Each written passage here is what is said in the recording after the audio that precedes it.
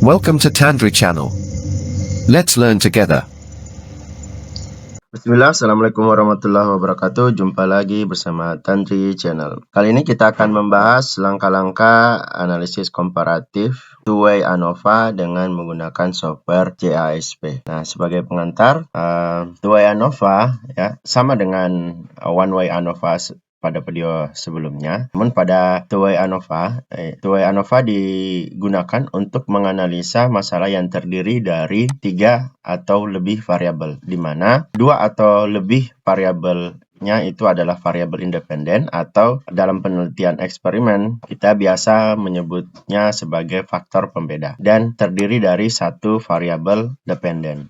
Untuk uji asumsinya sendiri atau prasyarat dari two-way ANOVA tidak berbeda dengan one-way ANOVA, yaitu pertama kenormalan residual model ANOVA-nya atau regresinya, kemudian kesamaan varians atau perlu dilakukan uji homogenitas varians, kemudian pengamatan harus saling bebas.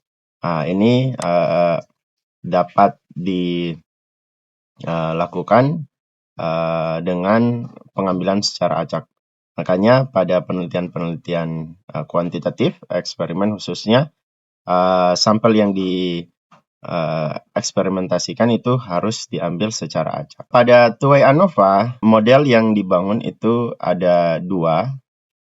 Ada yang ANOVA dua arah atau two-way ANOVA tanpa interaksi, dan ada yang dengan interaksi. Tanpa interaksi itu persamaannya seperti ini, di mana alfa itu adalah parameter yang menyatakan rataan faktor ke A. Ini misalkan kita ambil dua faktor ya, kita punya dua faktor pembeda atau dua variabel bebas independen. Betanya sendiri adalah parameter yang menyatakan rataan faktor ke B. Model ini pada penelitian eksperimen itu biasa digunakan ada rancangan acak kelompok. Ketika betanya ini atau faktor B-nya adalah kelompok ya, kelompok, sedangkan faktor A-nya adalah treatment atau perlakuan yang diberikan kepada sampel. Lain halnya dengan ANOVA dua arah dengan interaksi atau two-way ANOVA dengan interaksi. Pada two-way ANOVA ya ada variabel atau parameter tambahan, yaitu parameter gamma.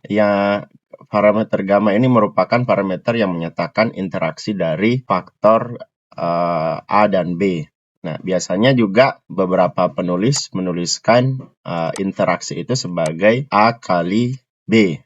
Ya, AI kali beta J. AI kali beta J. Ya, ini adalah interaksi. Beberapa referensi juga menggunakan simbol yang lain seperti simbol gamma. Model interaksi ini, two-way ANOVA dengan interaksi ini biasa dipakai pada rancangan faktorial. Ya, ketika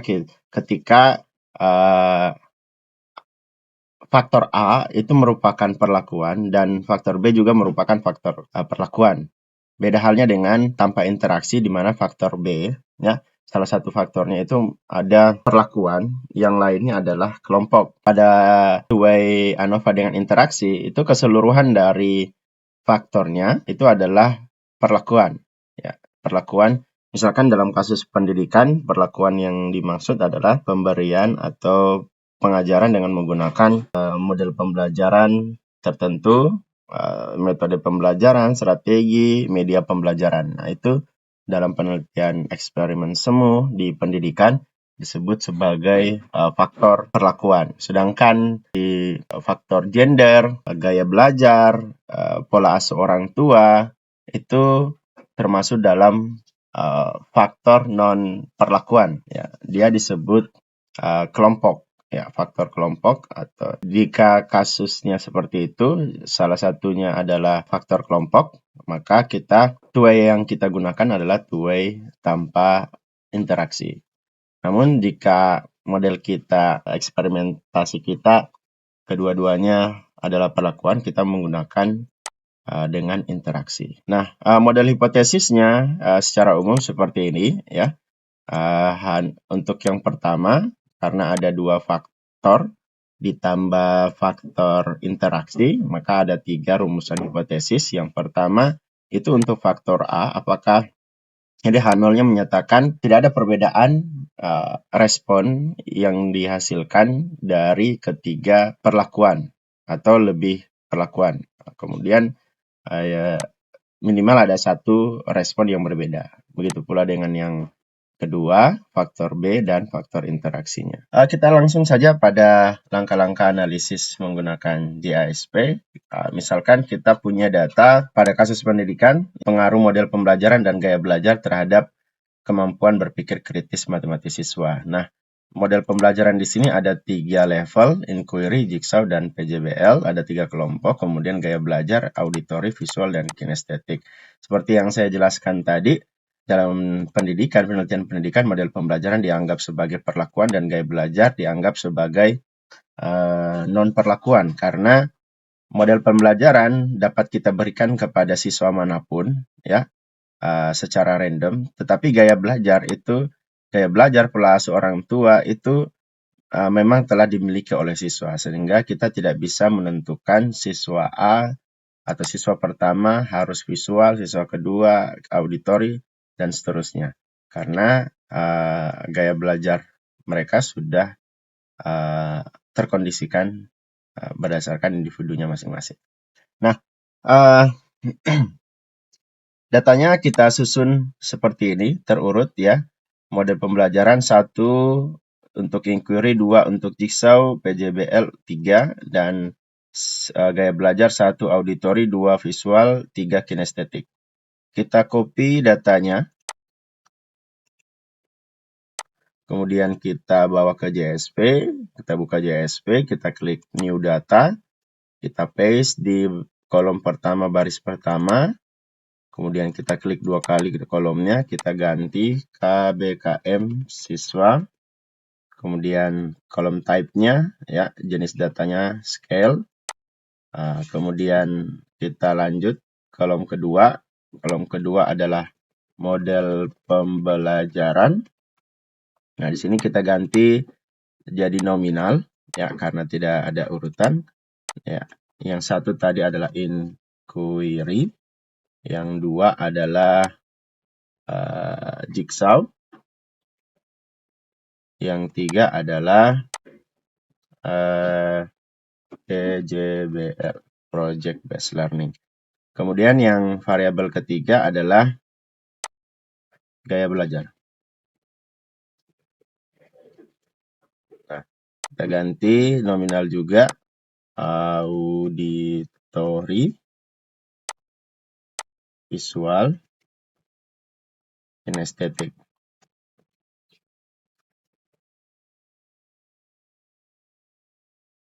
Ya, sudah. Di sini kita bisa close. Sudah kita pastikan sudah terganti semua. Oke. Nah, langkah-langkah analisisnya, pertama kita klik analyze, kemudian ANOVA, kemudian ANOVA lagi, kemudian variabel KBKM kita masukkan ke dependent variable, dan faktornya, model pembelajaran gaya belajar, kita masukkan ke fixed factor. Ya. Hasilnya akan langsung muncul pada layar sebelah kanan ini. Ya. Di JASP ini sama halnya seperti Jamovi, langsung mengeluarkan dengan model interaksinya. Namun jika kita ingin mengeluarkan, kita nanti pada model kita hilangkan saja.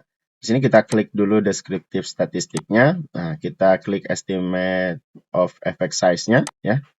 Kita pakai saja yang partial eta square dan eta square-nya.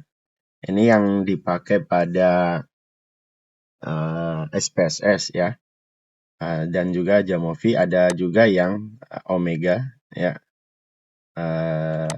Omega square, ya. Kemudian modelnya di sini bisa kita hilangkan, ya, untuk interaksinya, karena satu faktor kita adalah faktor non-treatment, gaya belajar, ya. Kemudian asumsi ceknya kita centang homogeneity test. Nah, bagusnya pada JASP. Kelebihannya pada JASP menyediakan pengujian jika asumsi homogenitas tidak terpenuhi di sini.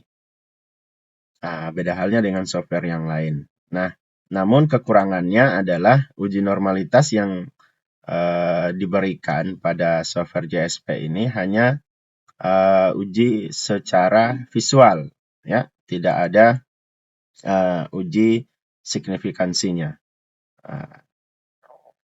Kemudian sebelum kita lanjut ke post hoc, kita perlu melihat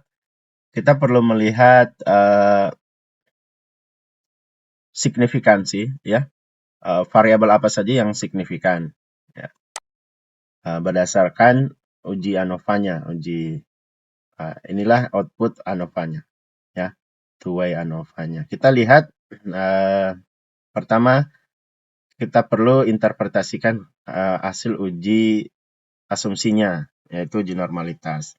Berdasarkan hasil uji normalitas menggunakan Kiki plot, kita lihat bahwa sebaran plotnya ini telah mengikuti garis lurus, ya, telah mengikuti garis lurus. Jika tersebar jauh, maka diindikasikan terdapat kasus non-normalitas atau data residual tidak berdistribusi normal. Nah, pada kasus kita ini, semua data telah mengikuti garis lurus ini dan bertumpuk pada garis ini, ya. Sehingga dapat kita katakan data residual kita telah mengikuti asumsi distribusi normal.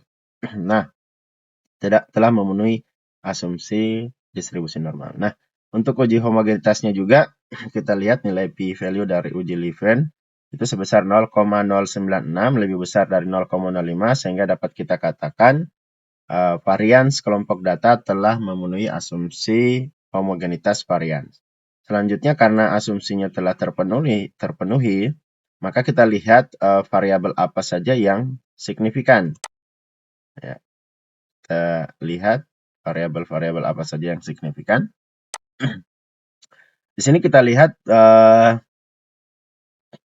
model pembelajaran, ya, dan gaya belajar, nilai p-value-nya itu sebesar 0,01 dan 0,004. 0,001 dan 0,004. Lebih kecil dari 0,05, sehingga dapat kita katakan bahwa minimal ada satu model pembelajaran yang memberikan perbedaan kemampuan berpikir kritis dibanding yang lain. Jadi rata-rata kemampuan berpikir kritis, minimal ada satu rata-rata kemampuan berpikir kritis siswa yang berbeda berdasarkan model pembelajaran dan juga berdasarkan gaya belajar. Nah, untuk mengetahui mana yang berbeda, ya, mana model pembelajaran atau gaya belajar yang memberikan yang berbeda, ya, yang memberikan pengaruh yang berbeda dibanding gaya belajar yang lain, kita perlu melakukan uji lanjut, yaitu uji post hoc. Ya. Kita masukkan mode pembelajaran dan gaya belajar. Nah, jika misalkan gaya belajar tidak signifikan, gaya belajar tidak perlu kita masukkan. Namun di sini karena dia signifikan 0,004, kita masukkan juga. Nah, karena datanya homogen, ya, maka datanya homogen dan jumlah datanya itu sama, 12, 12, 12. Ini sama, ya, relatif sama. Nah, kita centang Tukey. Nah, Tukey dapat digunakan untuk kasus jumlah data yang sama dan jumlah ataupun jumlah data yang berbeda, tetapi variansnya homogen. Karena kedua syarat itu sudah terpenuhi, kita bisa menggunakan uji Tukey. Nah, berdasarkan uji Tukey, kita dapat melihat bahwa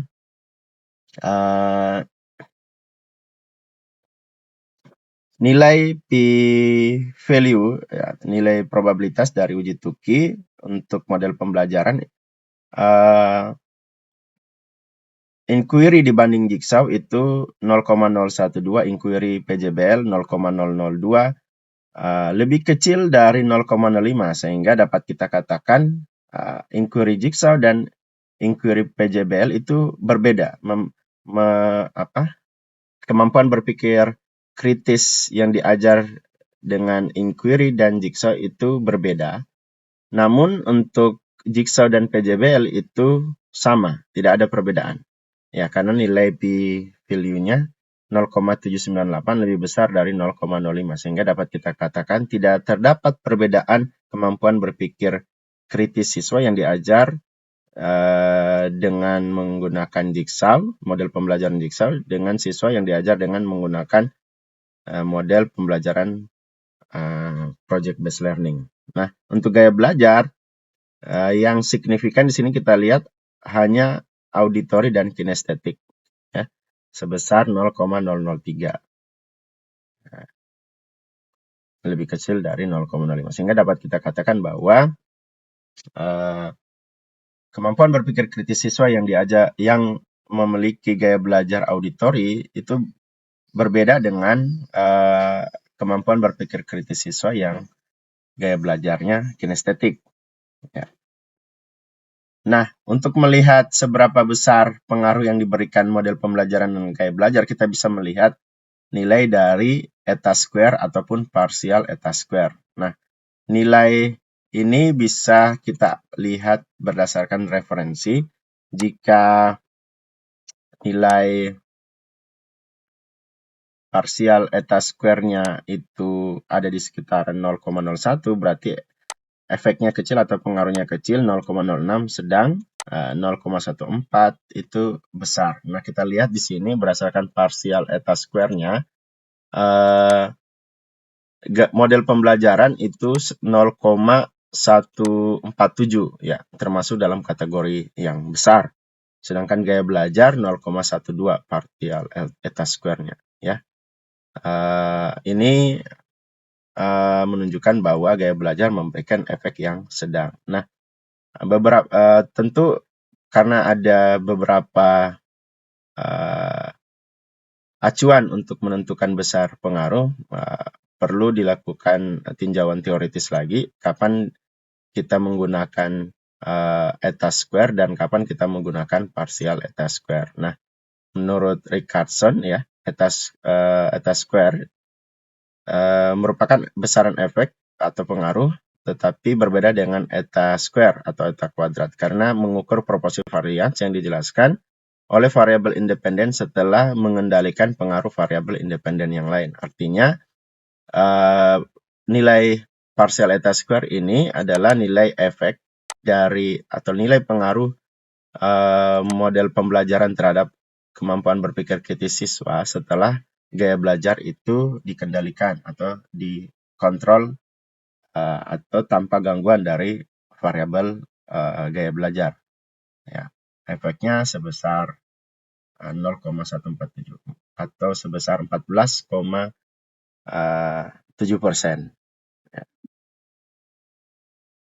Ya,